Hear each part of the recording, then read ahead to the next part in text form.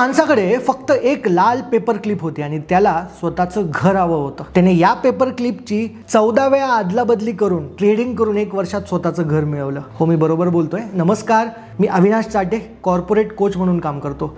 2005 मध्ये कायले मॅकडोनाल्ड या कॅनडाच्या ब्लॉगरने एका लाल पेपर क्लिप पासून ट्रेड सुरू केला.